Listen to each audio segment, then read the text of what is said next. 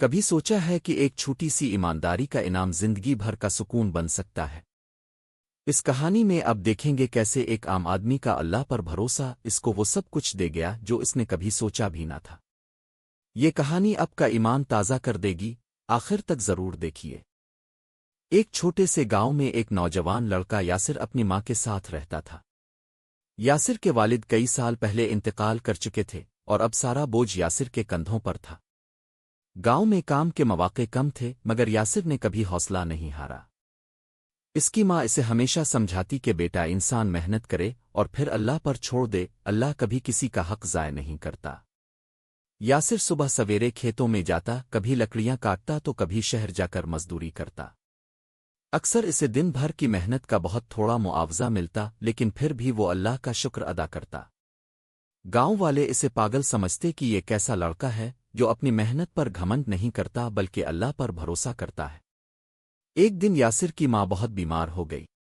دوا کے پیسے بھی نہیں تھے۔ یاسر نے گھر کا سارا سامان بیچ کر دوا خریدی، پھر بھی اس کی ماں کی طبیعت ٹھیک نہ ہوئی۔ لوگوں نے مشورہ دیا کہ شہر کے بڑے ڈاکٹر کے پاس جا کر علاج کرواؤ، مگر یاسر کے پاس کرایہ بھی نہیں تھا۔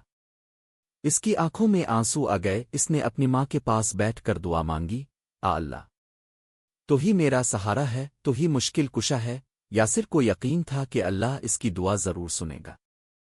اگلے دن گاؤں کے راستے سے ایک مسافر گزرا۔ وہ بہت تھکا ہوا اور بھوکا تھا۔ یاسر نے اسے اپنے کچے گھر میں بلایا، پانی پلایا اور بچا کھچا کھانا بھی کھلایا۔ مسافر نے یاسر کا شکریہ ادا کیا اور پوچھا، بیٹا تم خود کیسے ہو؟ یاسر نے سچ سچ بتا دیا کہ اس کی ماں سخت بیمار ہے اور اس کے پاس پیسے نہیں ہیں۔ مسافر نے مسکرا کر کہا، بیٹا اللہ سب دیکھتا ہے، وہ ضرور تمہاری مدد کرے گا۔ مسافر نے جاتے وقت یاسر کو ایک پرچی دی جس پر ایک پتے کا نام لکھا تھا اور کہا کہ اس پتے پر جاؤ، وہاں تمہیں مدد ملے گی۔ یاسر کو امید کی ایک کرن نظر آئی۔ اس نے اپنی ماں کو اللہ کے سپرد کیا اور اسی دن پیدل ہی شہر کی طرف چل پڑا۔ راستہ لمبا تھا مگر اللہ پر یقین کی طاقت نے اسے تھکنے نہ دیا۔ جب وہ پتے پر پہنچا تو وہ ایک خیراتی اسپتال تھا۔ اسپتال والوں نے جب یاسر کی بات سنی تو فوراً ایمبولینس بھیجی اور اس کی ماں کو اسپتال لے آئے۔